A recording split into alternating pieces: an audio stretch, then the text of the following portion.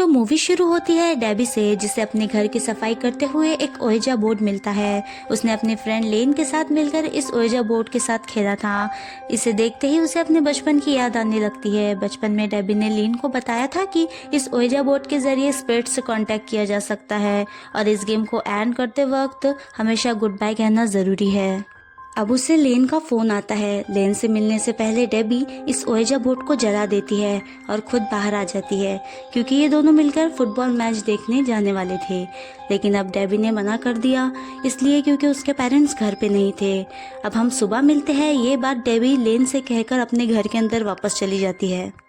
अब डिनर का वक्त होता है और वो अकेले डिनर कर रही थी कि अचानक से उसे उसके पीछे से कोई आवाज़ आती है। वो घबराते हुए वहाँ जाती है तो वहाँ कोई नहीं था।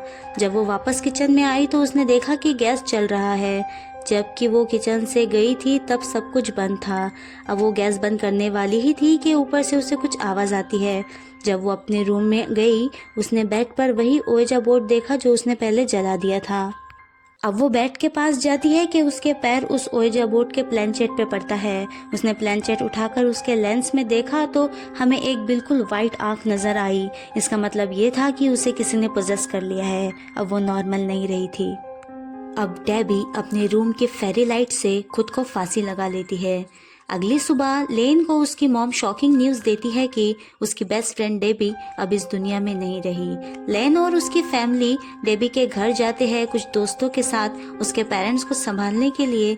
लेन बहुत ज़्यादा डिस्टर्ब थी। वो डेबी के रूम में जाती है जहां उसे उस ओएजा बोर्ड की प्लेनचेट मिलती है।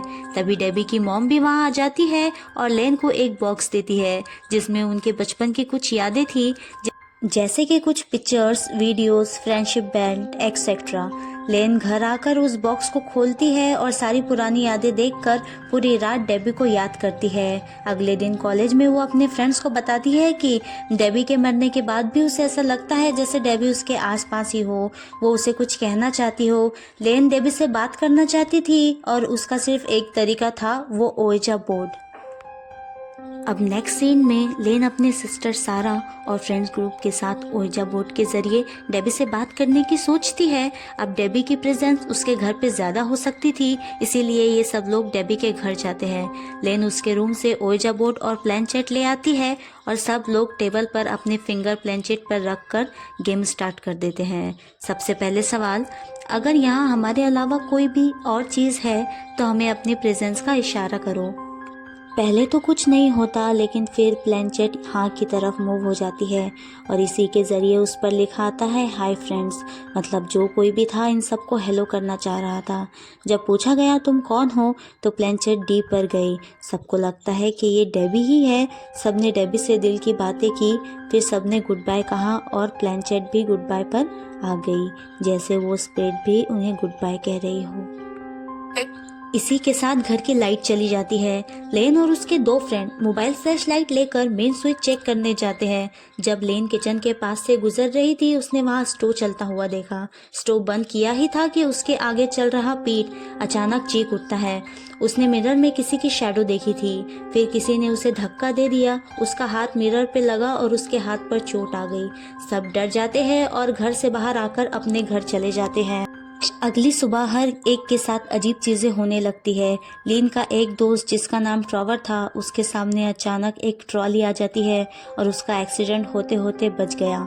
फिर वॉल पर उसे हाय फ्रेंड्स लिखा हुआ मिलता है। इसाबेल को अपनी कार पर हाय फ्रेंड्स, पीट को अपने टेक्स्ट पर हाय फ्रेंड्स और लेन को अपने लैपटॉप पर हाय फ्रेंड्स लिखा मिलता है। सब परेशान होकर कॉलेज में मिलते हैं और डिसाइड करते हैं कि एक बार फिर से ओएजा बोर्ड के जरिए डेबी से बात करनी चाहिए। अब रात को ये सब लोग डेबी के घर आते हैं और फिर से एक बार गेम शुरू होता है। पूछा जाता है डेबी अगर तुम यहाँ हो तो कोई सिग्नल दो। तुरंत सामने वाली चेयर हिलने लगती है। अब जब पूछा जाता है क्या तुम डेबी हो, प्लेनचेट नो पर मूव करती है। अब प्लेनचेट डी और जेड पर मूव करती है, यानी कि स्प्रिट का नाम डी और जेड से बनता था। फिर प्लेनचेट फास्ट मूव करते हुए लिखता है कि रन मदर इज कमिंग। ये देखकर ओएजा बोर्ड हवा में उड़ जाता है अब सब डर के यहाँ से भाग जाते हैं। लेन घर आकर डेबी के वीडियो देखती है जिसमें डेबी बताती है कि ये ओइजा बोर्ड असल में उसका नहीं है बल्कि इस घर के ओनर का था, जो उसे सफाई करते वक्त यहाँ से मिला था।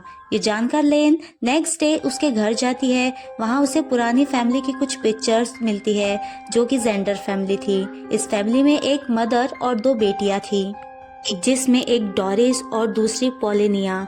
अब उसे पता चलता है कि इनके साथ कुछ बहुत ही बुरा हुआ था, जिसमें से छोटी बेटी डोरिस अजीब तरीके से गायब हो गई थी और बड़ी बेटी पोलिनिया को अपने ही मॉम के मर्डर के जुर्म में अरेस्ट कर लिया गया था और बाद में मेंटल हॉस्पिटल भेज दिया गया।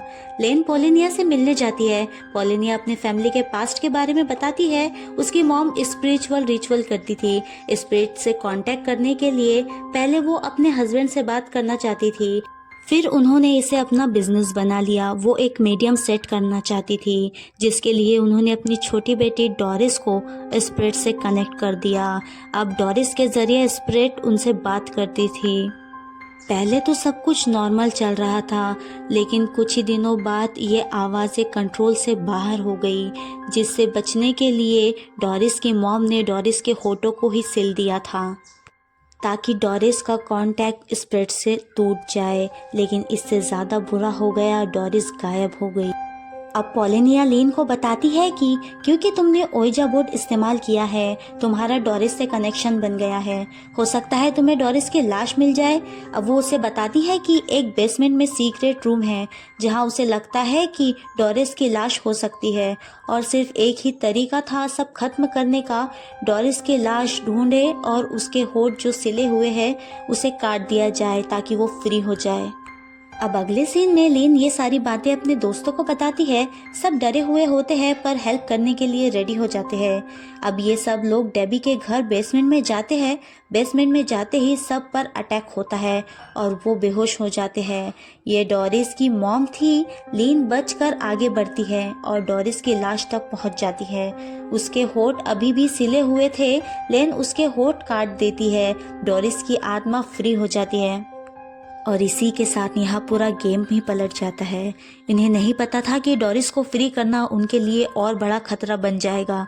डोरिस अब और पावरफुल हो चुकी थी। अगले दिन डोरिस ने पेट को पजेस करके उसके होठ सिल दिए, बिल्कुल अपने ही जैसे, और उसे मार डाला। अब लेन घबराते हुए पोलिनिया के पास जाती है, जहाँ पोलिनिया पागलों की तरह हंसती है और लेन से कहती है कि मैंने तुम्हारे साथ एक खेल खेला है। तुमने डोरिस का मुंह खोल दिया, अब वो तुम सबको मारने आ रही है। लेन और सारा अपने ग्रैंड माँ के पास जाते हैं। ग्रैंड माँ बताती है कि क्योंकि ये ओइजा बोर्ड डोरिस से कनेक्टेड है, इसीलिए इन दोनों को साथ में जलाना होगा, तभी सब कुछ खत्म हो सकता है। लेन, सारा और ट्रॉवेल बेसमेंट में आते हैं अपने मिशन को अंजाम देने के लिए, पर वहां पहुंचते ही डोरिस ट्रॉवेल को पोजेस कर लेती है और उसे मार डालती है। लेन और सारा को पता भी नहीं चलता। अब लेन फर्नेस ऑन करके डोरिस की लाश और ओइजा बोर्ड को जलाने जाती है, पर डोरिस सारा को पकड़कर सीक्रेट रूम ले जाती है और उसके होठ सिलने लगती है। लीन एक आइडिया सोचकर ओइजा बोर्ड गेम स्टार्ट कर देती है ताकि डोरिस को बुलाया जाए, और वैसे होता भी है। डोरिस यहाँ आ जाती है। अब डोरिस गेम को गुड बाय करना चाहती थी। लेन पूरी ताकत से प्लेनचेट को रोकती है। स्पिरिट की ताकत ज्यादा थी, तभी डेबी की स्पिरिट आकर लेन की हेल्प करने लगती है। दोनों प्लेनचेट को गुड बाय से दूर रखने की कोशिश करते हैं।